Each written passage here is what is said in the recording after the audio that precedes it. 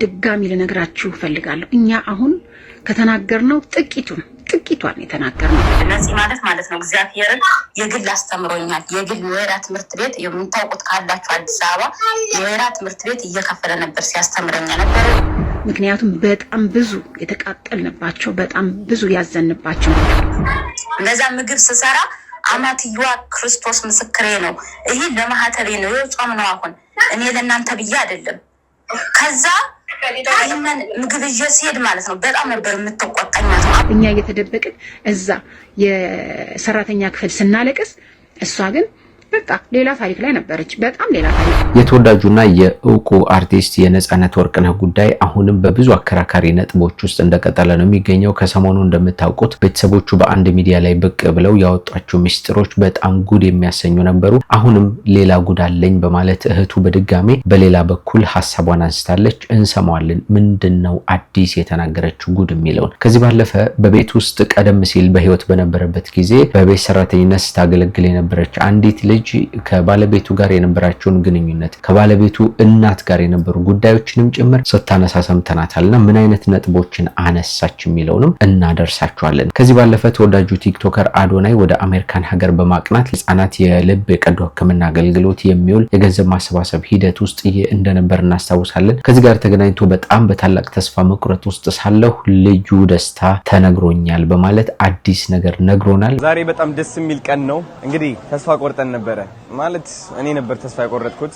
ምንድነው ያጋጠመው ደስታ? ከዚህ ጋር በተገናኘ የምናነሳው ነጥብ አለን። እነዚህንና መሰል ታሪኮችን እያነሳን ከናንተ ጋር ቆይታ እናደርጋለን። በተለያየ ዓለም ክፍል ሆናችሁ ደግሞ እኛን ተቀዳሚ ምርጫ ስለምታደርጉን እናመሰግናለን። ጎራ ስቱዲዮ ወቅታዊ፣ ማህበራዊ፣ አዝናኝና አስተማሪ የሆኑ ልዩ ልዩ ታሪኮችን ነው እየዳሰሰ የሚያቀርብላችሁ። ዛሬም እነዚህን አነጋጋሪ ጉዳዮችን እናቀርባለን። ጌታቸው በላይ በመሰናዶቹ አብሬያችሁ ቆይታ አደርጋለሁ። ቻናሉን ሰብስክራይብ አድርጉ። በነገራችን ላይ ፕሮግራሞቻችን ወደ እናንተ እንዲደርሱ ከኛ ጋር አብሮን እየሰራ ያለው ቴምር ሪል ስቴት ነው። ቴምር እንደምታውቁት በጣም በርካታ ቤቶችና የንግድ ሱቆችን ወደ ደንበኞቹ ያቀርባል። አሁንም ምርጥ የንግድ ሱቆችን አቅርቤላችኋለሁ ብሏችኋል። በተቀመጠው ስልክ ብትደውሉላቸው ታገኟቸዋላችሁ። ማስታወቂያውን ሰምተን ወደ ጉዳያችን እንገባለን። ከ3 ሚሊዮን ብር በላይ የሱቅ ቁልፍ እንደሚሸጥ ያውቃሉ? አዎ፣ እኛ ጋር ሲመጡ ግን በ900 ሺህ ብር የሱቅ ባለቤት መሆን ይችላሉ። በታሪካዊቷና የንግድ ቀጠና በሆነችው በመሃል ፒያሳ አድዋ ሙዚየም ፊት ለፊት እንዲሁም በተዋበችውና በደመቀችው በቡልጋሪያ አፍሪካ ህብረት ጎን ቢነግዱባቸው እጅግ አትራፊ ቢያከራዩአቸው ደግሞ እስከ 150 ሺህ ብር ድረስ ማከራየት የሚችሏቸው የንግድ ሱቆችን ቴምር ሪል ስቴት ለሽያጭ አቅርበንልዎታል። ከግራውንድ እስከ 5ኛ ፍሎር በፈለጉት የካሬ አማራጭ ከ20 ካሬ እስከ 93 ካሬ ድረስ ያለን ሲሆን ምቹ አከፋፈል አዘጋጅተን እንጠብቆታለን። ለበለጠ መረጃ በ0990 04 6592 ይደውሉ። ቴምር ፕሮፐርቲስ የህልሙ ማረፊያ።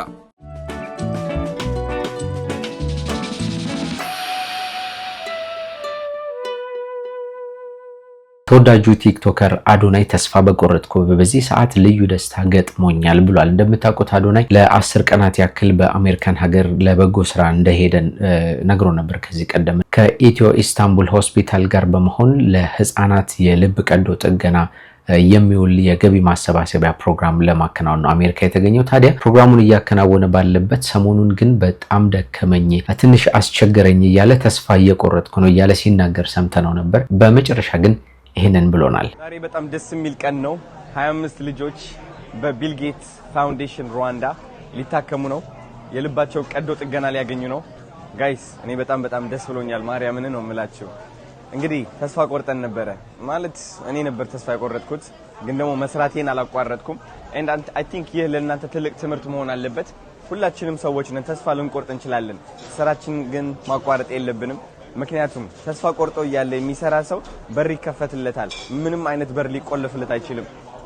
በሩ ቢዘጋ ጣራ ይከፈትለታልና 25 ልጆች የሚያክሙ ቢል ጌትስ ፋውንዴሽን ሩዋንዳ ዶክተሮች ተመድበው ሰርጀሪ ለመስራት ተዘጋጅተዋል። በጣም ነው ደስ የሚለው። ወደ $63,000 ደግሞ አሰባስበናል።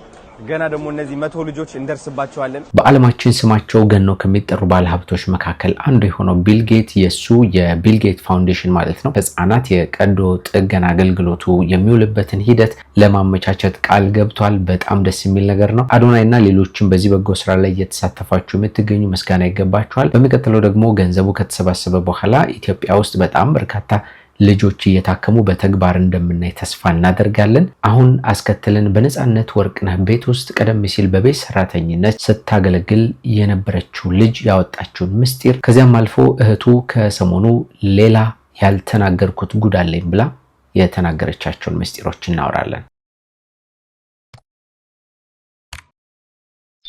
ነጻነት ቀደም ሲል በህይወት በነበረበት ጊዜ አንድ ነገር ተናግሮ ነበርና ይህንን ቪዲዮ ተመልከቱ። ማንንም እንዳታምኑ፣ ማንንም ማለት ነው። ያ ደግሞ ህዝቡን አላልኩም፣ ተመልካቹን አላልኩም። በዙሪያችሁ በአካባቢያችሁ ያለውን በዚህ በሙያ ውስጥ ያለውን ነገር እኛ እንኮርጃለን። ልክ ትልቁ ህፃን ተቀራራቢ እድሜ ያላቸው ልጆች ትልቁ አመመኝ ሲባልና ልጁ ትልቁ እንክብካቤ ሲደረግለት ትንሹም አመመኝ ይላል። እንደዛ አይነት ባህሪ ስላለን በእኛ ሙያ ውስጥ ከራሳችሁ በቀር ሌላ ሰው እንዳታምኑ። በህይወት በነበረበት ጊዜ የተናገረውን ይህንን ንግግሩን በማንሳት አሁን ካለው ከተፈጠረው ነገር ጋር በማገናኘት በተለይ ቤተሰቦቹ ከባለቤቱ ጋር እንዲሁም ከጓደኞቹ ጋር በተገናኘ ቅርቤ ናቸው በሚላቸው ሰዎች ጋር በተገናኘ የተነሱትን ነጥቦች ጋር በማገናኘት ቀደም ሲል የተናገረው ለካስ እውነቱን ነው፣ በአቅራቢያ ያሉ ሰዎች እንዴት ሊታመኑ ይችላሉ የሚል ጥያቄዎችን ያነሱ ሰዎችን እያየን ነው የምንገኘው። በእርግጥ ነጻነት ከዚህ ጋር አገናኝቶ ላይሆን ይችላል ያወራው፣ በቀጥታ እነሱን የሚመለከት ላይሆን ይችላል። እንግዲህ በተለያየ ህይወት አጋጣሚ ውስጥ ያየውን የተመለከተውን ኤክስፔሪየንስ ያደረገውን ነገር እንዲህ እንዳይሆን ብሎ ልምዱን ለሰዎች እያካፈለ ሊሆን ይችላል። ነገር ግን ሰዎች አሁን በቀጥታ ከነዚህ ነገሮች ጋር ነው እያገናኟቸው ይሄንን ቪዲዮ እየተቀባበሉት የሚገኘው። አሁን ግን ዋናውን ጉዳይ እናንሳ። ቀደም ሲል እንደነገርኳችሁ የነጻነት ወርቅነህ ቤተሰቦች በሚዲያ መተው መናገራቸው ሁለት አይነት ነጥቦችን ነው እያስነሳ የሚገኘው። አንዳንዶቹ ወተው መናገራቸው ትክክል ነው፣ ስለሱ ስላለፈ ታሪኩ በተለይ ደግሞ በህይወት በነበረበት ጊዜ የገጠመውን ያን ሁሉ ስቃይና መከራ ማውጣታቸው ተገቢ ነው የሚሉ አሉ። በሌላ በኩል ግን ለልጆቹ ሰላምና ደህንነት ሲባል ከዚያ ባለፈ ለነጻነትም እረፍት ሲባል ይህንን ጉዳይ ማንሳቱ ምን ጥቅም አለው የሚሉ አሉ። ከተነሱት የመከራከሪያ ነጥቦች መካከል ይሄኛውን እናድምጠው። ሚስት ናት። ለ9 ወር ልጆችን በሆዷ ተሸክማ ጡት አጥብታ ያሳደገች የተንገላታች ማን እንደናት ደግሞ እውነት እናውራ ከተባለ እንዲህ የምትደራረጉትና የምትዘምቱባት ምን አድርጋችሁ ነው? የወንድማችሁ ልጆች እኮ ናቸው። የነጻነት ልጆች የእናንተ ልጆች ማለት አይደሉ? እንዴ ቢገባችሁ ስለነሱ ስትሉ እንኳን ቢኖር እንኳን ችግር እንኳን ቢኖር ዝም አትሉ። የሚያድጉ ልጆች ናቸው። ቂም ይዘው ነው የሚያድጉት። እናታቸውን በዚህ ደረጃ ስትናገሩ ደስ የሚላቸው ይመስላችኋል? እናት ናት። የእናት መጥፎ የለውም። የእናትና የውሃ ክፉ የለውም። ጀፋር የዚች ልጅ ሐሳብ የነጻነት ቤተሰቦች ሚዲያ ላይ መተው መናገራቸውን የሚቃረን ነው። የነጻነት ልጆች እናንተ ልጆች ማለት አይደሉም ወይ? ወንድማችሁ ነው እኮ። በዚህ ልክ ለምንድነው ወጣችሁ እንዲህ አይነት ንግግሮችን የምታደርጉት የሚል ተቃርኗን ነው እያስቀመጠች የሚገኘው። የተሰጡትን አስተያየቶች እየተመለከትኩ ነበረ። ልጅቷ ከተናገረችው በተቃራኒ ደግሞ አይ ልክ ናቸው ብለው ደግሞ በጣም በስፋት የተናገሩ ሰዎች አሉ ማለት ነው። ብቻ እነዚህ ሁሉ የመከራከሪያ ነጥቦች ከመነሳታቸው ቀደም ብሎ ይሄ የነጻነት ወርቅነህ ቤተሰቦች ከእንዳልክ ጋር ያደረጉት ቆይታ ተቀርጾ እንዳበቃ ጋዜጠኛና ደራሲ ቴዎድሮስ ተክለአረጋይ ስለ ጉዳዩ ሰማሁ ይላል። ከዚያ ከሰማሁ በኋላ ይሄ ጉድ እንዳይመጣ ይሄ ችግር እንዳይፈጠር በማሰብ በተለሳለሰ መንገድ ለመፍታት ጥረት አድርጌ ነበር ባይሳካልኝም ይላልና ብዙ አርቲስቶች፣ ታዋቂ ሰዎች በጉዳዩ ላይ ጣልቃ ገብተው በሽምግልና እንዲፈታ ጥረት አድርገው ነበር። የነጻነት ቤተሰቦች እህት ወንድሞችና ሌሎችም በአንድ ጎራ አሉ። በሌላ ጎራ ደግሞ ባለቤቱና አስናቀን ጨምሮ ሌሎቹ ጓደኞቹ አሉና ለነጻነት ሲሉ ሁለቱም ሰዎች ተነጋግረው ጉዳዩን እንዲፈቱት ወደ ህዝብም ከመምጣቱ በፊት እንዲያወሩበት ሞክረን ነበር፣ ግን ፈቃደኞች አልነበሩምና ነገርየው ሳይሳካ በሽምግልና የነበረው ሂደት ሳይሳካ ወደ ሚዲያ ሊመጡ ችለዋል ይላል። እንዲያውም እንዳልክን በዚህ አጋጣሚ አመሰግናለሁ ብሎ ቴዎድሮስ ተክለአረጋይ ይናገራል። እንዳልክ ማለትም የነጻነትን ቤተሰቦች ቃለመጠይቅ ያደረገላቸው ማለት ነው። ቃለመጠይቁ ካለቀ በኋላ ቪዲዮው ቀደም ብሎ መለቀቅ በነበረበት ታይም እንዳይለቀቅ ሁላ በሽምግልና ቅድሚያ ይለቅ ተብሎ ስለታሰበ እንዲዘገይ ተደርጎ ነበረ። ከተለቀቀበት እንዲያውም ቀደም ብሎ ነበር ሊለቀቅ የነበረው ማለት ነው። ብቻ እንዲህ አይነቶቹ የሽምግልና ሂደቶች አልተሳኩም ማለት ነው። ታዲያ ቴዎድሮስ ሲናገር የነጻነት ወርቅነህ ቤተሰቦች የተናገሩት በሙሉ የተሳሳተና የሆነን ሰው ለማጥቃት ሆን ብለው ያደረጉት ነገር እንደሆነ መታሰብ የለበትም ይላል። ቴዎድሮስ እንደሚናገረው ከሆነ ማናችንም ብንሆን ከነጻነት ወርቅነህ ቤተሰቦች የበለጠ ነጻነትን ልንቀርበው ልንወደው አንችልም፣ በሐዘኑም ቢሆን ከሱ በላይ ሊሰማን አይችልም ይላል። ታዲያ ሁላችንም የነጻነት ነፍስ ትረፍ እንደምንለው ሁሉ እነሱም ደግሞ የነጻነት እውነት ትውጣ ይገለጥ ይታወቅ የሚል ውስጣዊ የሆነ ግለት ይኖራልና ለዚያም ነው ሚዲያ ላይ መተው የተናገሩት በማለት ነው ሐሳቡን የሚያስቀምጠው ቴዎድሮስ። ነጻነት ከመሞቱ በፊት ባለቤቱ ራሱ አለ። በዛ ሰዓት መናገር አይችሉም። አሁን ግን እሱ አለፈ። ስለዚህ የተደበቀውን ነገር አውጥተው መናገር የሚችሉት ይህ ነገር ጎደለ፣ ይህ ነገር ተሰምቶናል ብለው መናገር የሚችሉት ብቸኛና ብቸኛ ሰዎች ቤተሰቦቹ ናቸው ሲል ነው ቴዲ የሚጨምረው። እና በደቦ መፍረድ ይቆም በማለት ቴዲ መልእክቱን አስቀምጧል። ታዲያ ጉዳዩ በሁለት አከራካሪ ነጥቦች ውስጥ እንዲህ ከግራም ከቀኝም እየዋለለ ባለበት ሰዓት ለሁሉም ነገር ማጠቃለያ ይሆን ዘንድ በማለት መሰረት ወርቅነህ የነጻነት ወርቅነህ እህት ይህንን ምላሽ ሰጥታለች። እንስማው። ሰላም እንዴት ናችሁ? መሰረት ወርቅነህ ነኝ። አንድ እውነት ድጋሚ ልነግራችሁ ፈልጋለሁ። እኛ አሁን ከተናገርነው ጥቂቷን የተናገርነው፣ ምክንያቱም በጣም ብዙ የተቃጠልንባቸው በጣም ብዙ ያዘንባቸው ነገሮች አሉ። በለቅሶ ላይ ብዙ ነገሮች አልፈናል፣ ብዙ ችለናል፣ ብዙ አድርገናል። እኛ ያሳደገችን እናታችን ምግብ አብልታ ነው የምትገርፈን። እኛ ስንቀጣ መጀመሪያ ነገሮች ተስተካክሉልን ነው የምንደረገው። እኛ ጨዋን ያሳደገን በክብር ነው ያደግነው።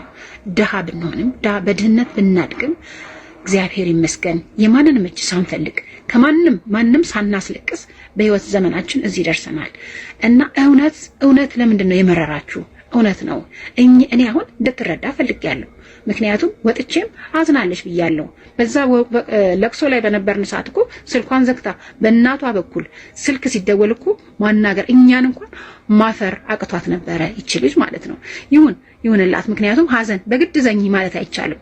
እንደው ምክንያት እየፈለገች እኛን ሁላ ማስለቀስ ነበረባት። እኛ እየተደበቅን እዛ የሰራተኛ ክፍል ስናለቅስ፣ እሷ ግን በቃ ሌላ ታሪክ ላይ ነበረች። በጣም ሌላ ታሪክ፣ ብዙ ታሪኮች ነበሩ። ግን እኛ አሁንም ቢሆን ወንድማችንን ያጣ ነው። እሱ ደግሞ ያግዛ። እሱ ለገንዘብ ግድ የላቸውም ነበረ። እኛ እውነት በገንዘብ ነው የታጠው። ይሄው መስቀላችን፣ ክርስቲያኖች ነን፣ ደም የፈሰሰበት መስቀል ነው። ይሄው በጌታ በኢየሱስ ክርስቶስ ስም እንምላለን። አንድ ገንዘብ፣ አንዲት ብር፣ ሌላው ቀርቶ እንግዲህ እዚህ ላይ ለማንሳት የሞከረችው ቀደም ሲል ቃለ መጠይቁን ከሰጡ በኋላ ይህን ጉዳይ ያነሱት ለገንዘብ ብለው ነው። በነጻነት ስም የሚሰበሰበው ገንዘብ እነሱ ጋር ስለማይደርስ፣ ስለዚህ ያ ነገር ስለቆጫቸው ገንዘብ ስለፈለጉ ነው የሚል ጥያቄዎች ስለነበሩ ለሱ ነው ምላሽ እየሰጠችው ያለችው መሰረት። ሌላው ቀርቶ 30ና 40 ሲደገስ ለገንዘብ እንስጥሽ ወይ ሲል ነው እኔ አልፈልግም። እኔ በራሴ በህይወት እስከ ህይወት ፍጻሜ እስካለው ድረስ ለወንድሜ አላንስም። ባጣ ቆሎ እሰጥለታለሁ፣ አልፈልግም ነው ያልኩት። እሷ ግን ሁሉን ነገር ከኮሚቴው ትጠብቅ ነበረ። ብዙ ነገር ራሱ ከሄደ በኋላ ውስጥ እዛ ብር ከተሰበሰበ በኋላ ራሱ እዛ እስቲ ልካ እንኳን ለዚህ ልጅ ነፍስ ይማር አላስባለችለትም። ሁሉን ነገር ከኮሚቴ ይጠብቁ ነበረ፣ ያደርጉ ነበረ። እነሱ ገንዘብና ገንዘብ ብቻ ነው ፍላጎታቸው የነበረው። ለዚህ ነው ኮሚቴውን ይዘው የነበረው። ኮሚቴዎቹ ደግሞ እንግዲህ አላቅም ምን እንደሆነ ችግሩ ብቻ አላቅም። እነሱ በሙሉ በህይወት ተከፍቷል። ከዛ በኋላ ደግሞ እኛ በህይወት ያለን ሰዎች ነን፣ ነፍስ ያለን ሰዎች ነበር። እዛ ጋር ነገሮች ሁሉ ሲደባበሱ ነበር። ለምን ይሆናል? ለምን ይደረጋል? እኔ ይሄ ልጅ ነፍስ ይማር አላለችውም። አትቀብርም ብያለሁ። አትቀብሪያትም እዚህ ብዬ በስንት መከራ ነው እሺ ብዬ ለስለስ ብዬ። ምክንያቱም ሌላ ሰው ቢሆን ኖሮ እነዚህን ሰዎች ደብድቦ ነው ከዛ የሚያስወጣቸው የነበረው። እኛ ግን ጨዋን ያሳደገ። ያን ጊዜ ነጻነት የቀብር ስነስርዓት በሚደረግበት ጊዜ በጣም በርካታ ጥያቄዎች ሲነሱ ነበር። እንደምታስታውሱት የነጻነት ባለቤት ለምንድን ነው አፏን የሸፈነችው?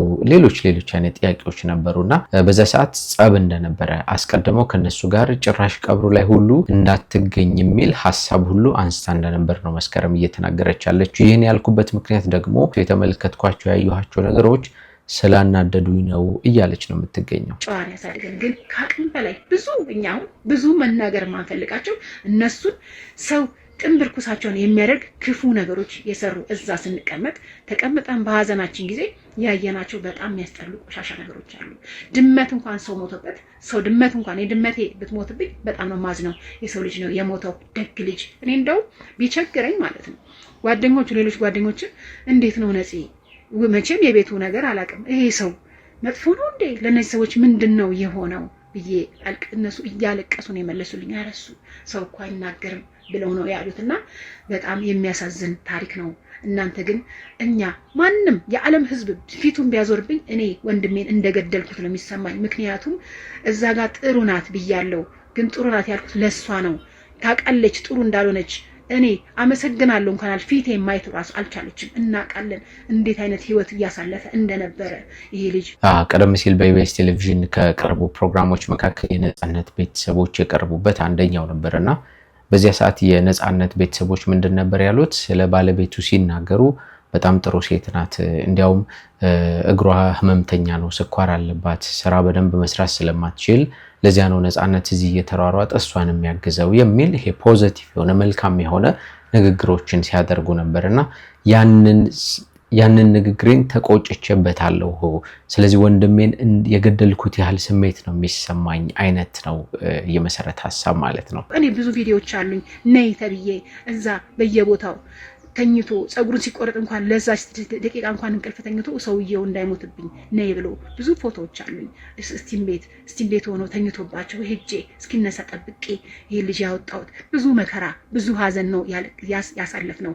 ይሄ ልጅ ግን እግዚአብሔር ፈረደለት። እግዚአብሔር ፈርዶለት እኔ ግን የወንድሞቼ ልጆች እንዲጠቀሙ ብዬ ይሄንን ብያለሁ። አዎ ብያለሁ። ሁለት ምላስ ማለት ምን ማለት ነው? እኔ መጥፎ ናት ክፉ ናት እንዴት እላለሁ? ወጥቼ አልልም። ግን አሁን በጣም ድራማ ሲበዛ በጣም ያስጠላል፣ በጣም ያስከፋል። ይሄ ልጅ እኮ የሞተው አዝኖ ነው፣ ተከፍቶት ነው።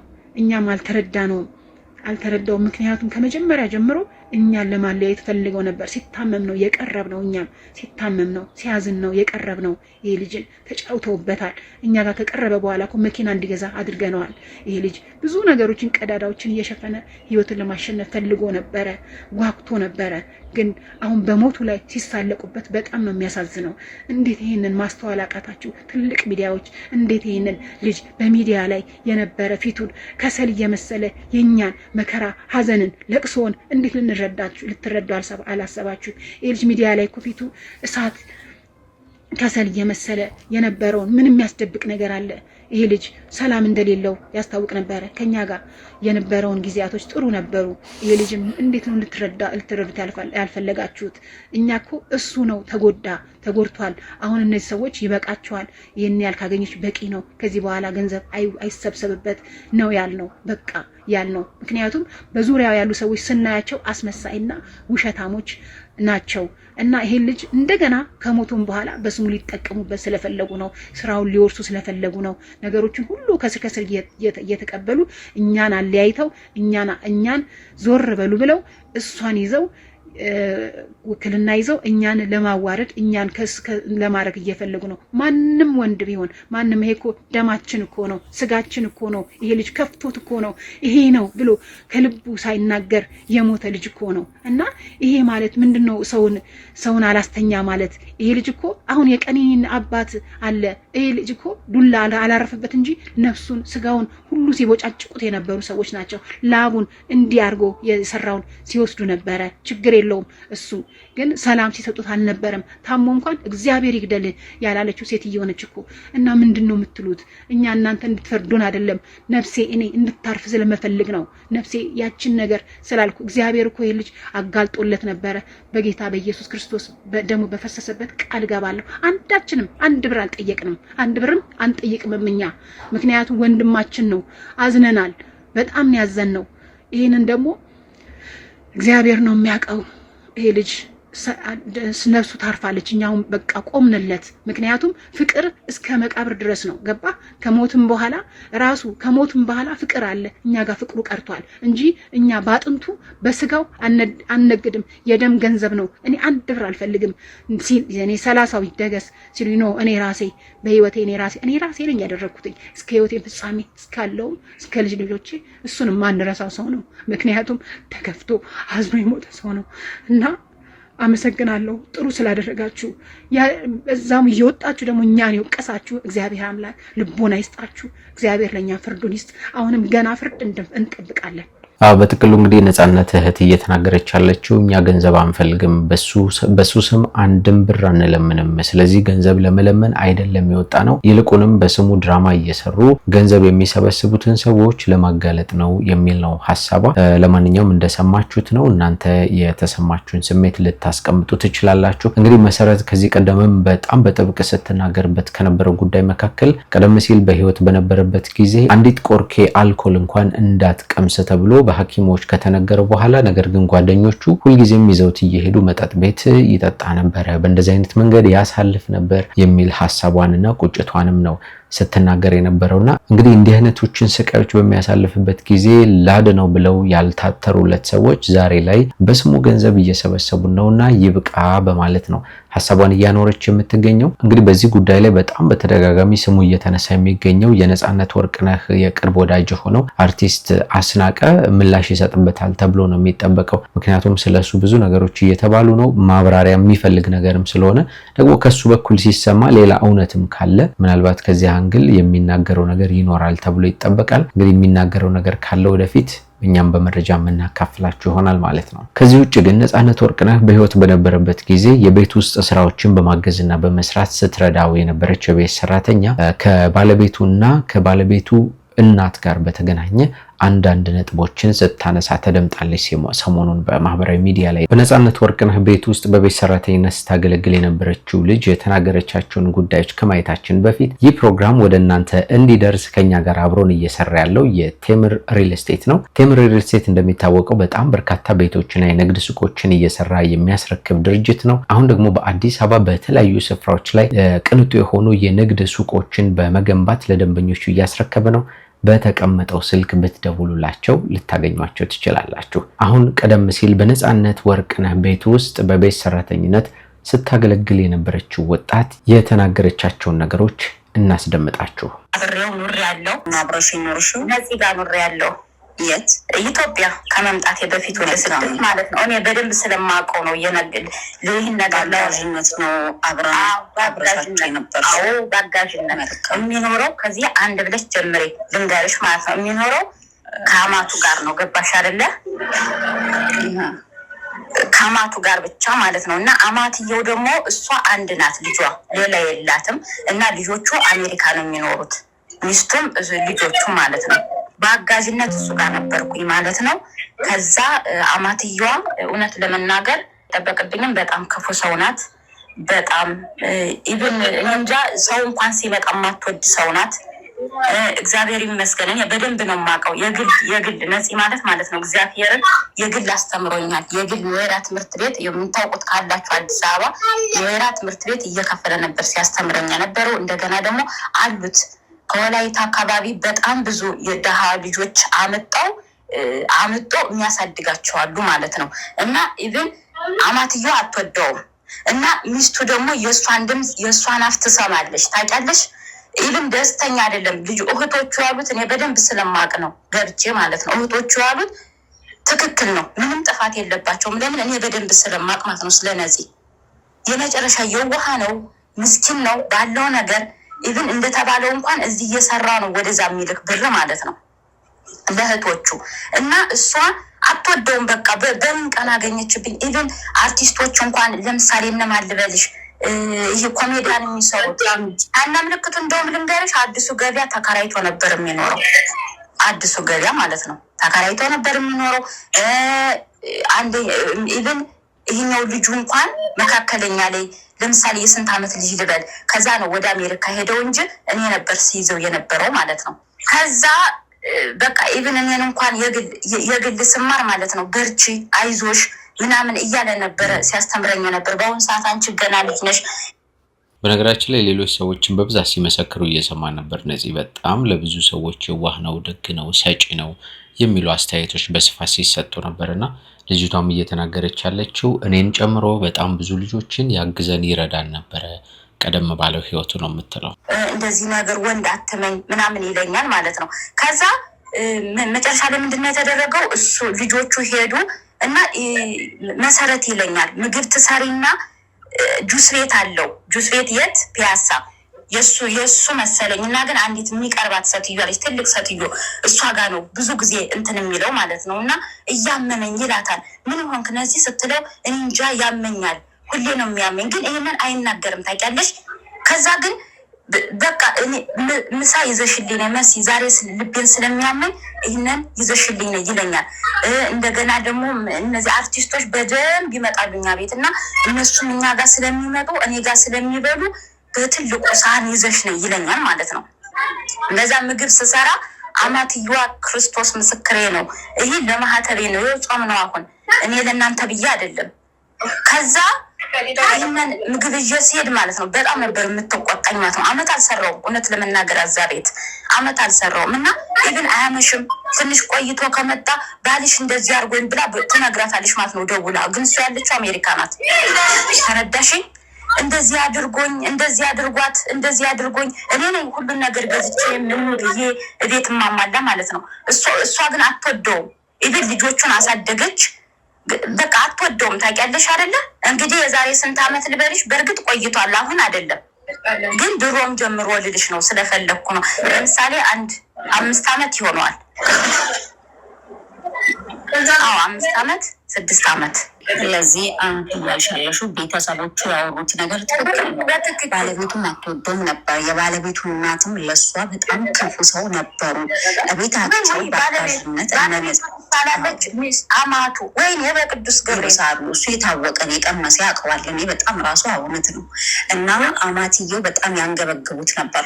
እኔ ነፃነት ቤት በአጋዥነት አመት ባልሞላ ከአመት በታች ባለ ጊዜ ውስጥ አግዛቸው ነበር ነው። የቅርብ ሰው ነኝ እያልሽ ነው። ሚስቱ የእሷን ትሰማለች። ገባሽ? ኢቭን አምሽቶ እንኳን አይመጣም። ደግሞ ደስ የሚለው ነፂ ማለት ነው እንደዚህ መጠጦች ነገር እንደዚህ የሚያጭስ ነገር ምናምን እንትን አይልም ማለት ነው። እና እንዲሁም የሆነ ጊዜ ላይ ምን አለችኝ፣ እግዚአብሔር ምስክሬ ነው በሚያውቀው እስቲ ልብሱን ፈትሽው አለችኝ ማለት ነው። እንዲህ ለምን አልኳት። ለእሷ ከነ ምልክቱ እሷ የምትሰራው ከፈረንጅ ጋር ነበረ። ፈረንጆች ምን እንደሆነ አላውቅም። ከፈረንጆች ጋር ነበር እየሄደች የምትሰራው እና ጠዋት ወጣ ማታ ነው የምትገባው። ማታ ስልሽ ለምሳሌ 9 ሰዓት ምናምን እንደዛ አካባቢ ማለት ነው። እና ኢቨን ሁሉን ነገር ማስተካከል እኔ ፎቶ ለመነሳት አንዳንድ ማስረጃዎች ይሄ ምንም ነገር የለሽ ታዋቂ ስለሆነ ይሄን እንዴት እንደሆነ ልንገርሽ። እኔ ወይ እንደዚህ እውነት ለመናገር ወይ እንደዚህ ቸግሮ ምናምን አይደለም አልነበረም የገባሁት እውነት ለመናገር ማለት ነው። ወይም ደግሞ እንደዚህ በደላላ ምናምን ነገር አይደለም። እና ጊዮርጊስ ላይ ቤተክርስቲያን መጥቶ ከዛ እዛ ቁም ያለው ተክዤ ማለት ነው። ጠፍቼ ነው የመጣሁት ከክፍለ ሀገር። ከዛ የዛኔ ከእንትና ጋር ነበር ይሄ ኮሜዲያን የሚሰራው ቀጭኑ እሱ ጋር አይላቀቁም። የሆነ እንትን ላይ ፊልም ሰርተዋል። እንደውም ከሱ ጋር ሆነው መጣው። ከዛ በዛ አጋጣሚ ነው እንግዲህ እሱ ጋር የነበርኩት ማለት ነው። ግን አክስቴ እንዳጋጣሚ አዲስ አበባ አለች። ለመጀመሪያ ጊዜ አዲስ አበባ መጣሁኝ። ከዛ አክስቴ ጋር ሳልሄድ እሱ ጋር ነበር አልኩሽ እኮ። ኋላ ነው እንደገና እንግዲህ ወደ አክስቴ እየሄድኩትኝ ገባሽ። እሱ ጋር ግን በእርግጠኝነት አልኖርኩም። ግን 1 አመት አልሞላኝም፣ 8 ወር እንደዛ ነው። እኔ በ8 ወር ውስጥ ያየው ቶሻል ፌመስ እንደሆነ ታውቂ ነበረ በሚገባ። እንደ አርቲስቶች ይመጣሉ። ሌላ የምትጠይቂ ነገር ካለ ጠይቆ መልስልሻለሁ ውዷ። እኛ እያለን በተለይ ያለችው ነገር ትክክል ነው። ማርያምንም አንዳንዴ ሰውን ማለት ነው ገብተሽ ስታዩ ነው የምትረጂው። እንዲህ በሚዲያ ላይ ሆይ ስላለ ብቻ አይደለም። ማርያምን ነው የምነግርሽ። እኔ ስለነዚህ በደንብ ነው የማውቀው በደንብ። እንደዚህ እንኳን አይዞሽ እዛ ከአክስቴ ጋር ካገናኘኝ በኋላ ራሱ ጥሩ ልጅ ናት። ግን ወደ 40 ሀገር ጀምራለች። እመቤቴን ጀምራለች ወደ 40 ሀገር ብትቀር ምን ችግር አለው ምናምን ያላት ላክስቴ ራሱ ማለት ነው። ለማንኛውም ነፂ በህይወት በነበረበት ጊዜ በቤት ሰራተኝነት ቤት ውስጥ በነበርኩበት ጊዜ ያየኋቸው የተመለከትኳቸው ስለ ነፂ የታዘብኳቸው ነገሮች እነዚህ ናቸው በማለት እቺ ልጅ ሐሳቧን አጋርታለች። እንግዲህ በማህበራዊ ሚዲያ ላይም እየተዘዋወረ ነው ጉዳዩ። እንዲያው በተወሰነ መንገድ ግንዛቤው እንዲኖራችሁ በማሰብ ነው ይሄንን ያጋራኋችሁ። ለማንኛውም በማህበራዊ ሚዲያ ላይ ስለ ነፃነት እየተዘዋወረ የሚገኘው አዳዲስ ጉዳይ ይሄንን ነው የሚመስለው። እናንተ የተሰማችሁን ስሜት በኮሜንት ላይ አስቀምጡልን። ደግሞ በሚቀጥለው በሌሎች ጉዳዮች እንደገና እንገናኛለን። እንደምታውቁት ጎራ ስቱዲዮ ወቅታዊ፣ ማህበራዊ፣ አዝናኝና አስተማሪ የሆኑ ልዩ ልዩ ታሪኮችን ነው እየዳሰሰ የሚያቀርብላችሁ። ዛሬም እነዚህን ጉዳዮች አንስተናል። ጌታቸው በላይ ደግሞ አብሬያችሁ እንዲቆይታ አድርጌያለሁ። በሚቀጥለው እንገናኛለን። እስከዚያ ሰላም ቆዩልን።